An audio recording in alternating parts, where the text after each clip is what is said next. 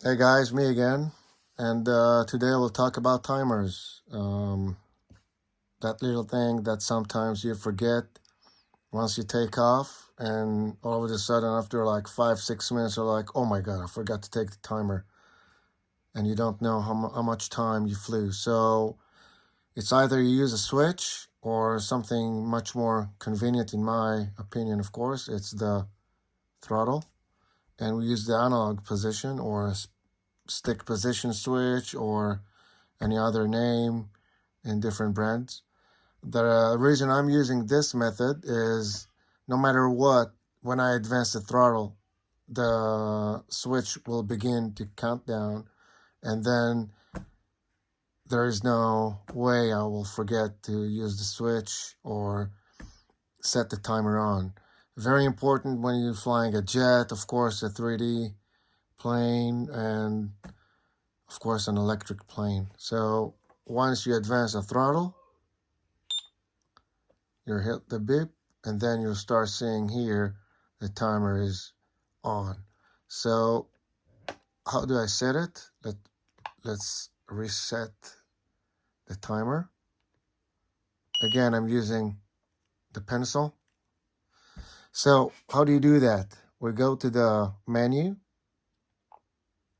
to the functions, and we just go to the timer. Let's press the timer. This is my timer. And let's see how I did it. So first, I use a countdown or stopwatch, whatever you want. I just use the countdown.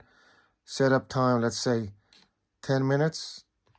You can set here the minutes, here the 10 seconds, and here by the second.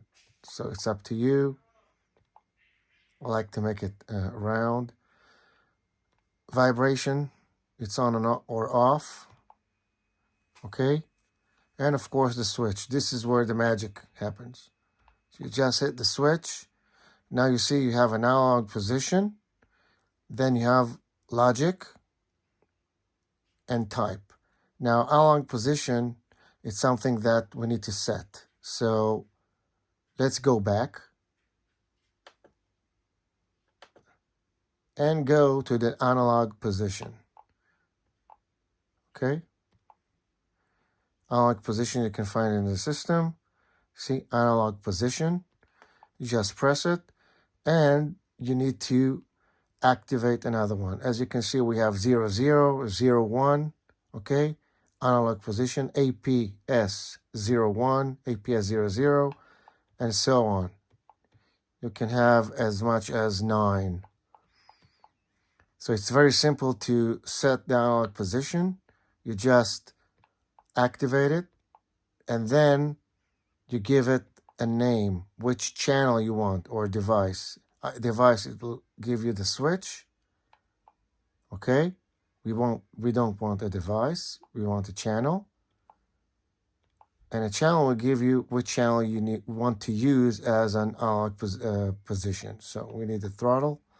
Now you need to set the on and off. So this is where the throttle is going up, and this is where the throttle is going down. So no need to set the on here. We need the on here.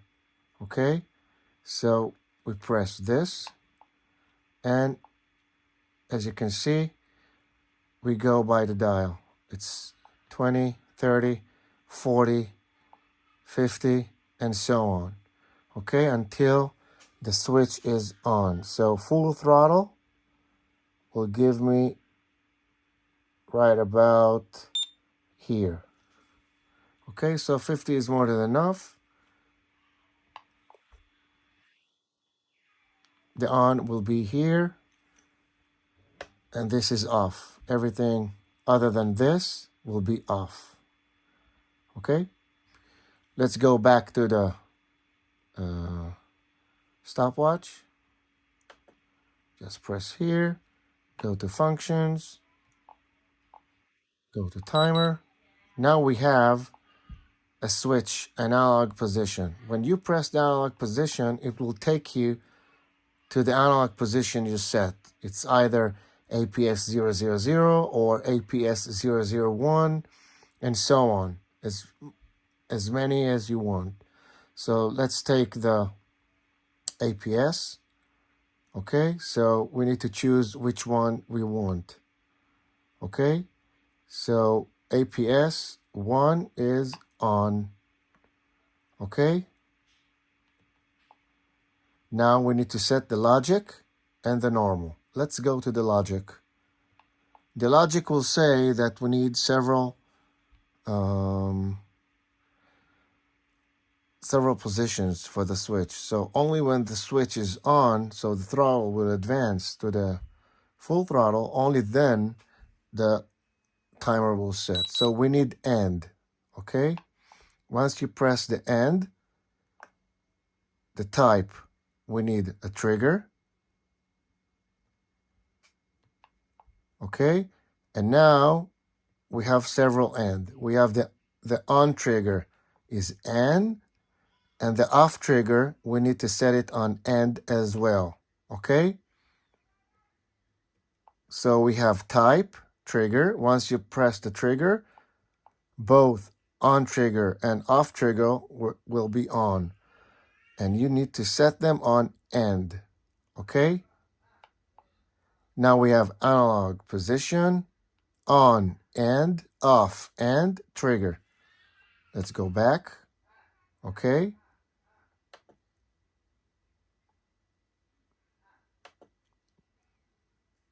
you see this is on. Let's reset it. Let's go back to the timer, and let's see what happens here when I advance the throttle. You see it's on, and it will start countdown. Okay, let's go back.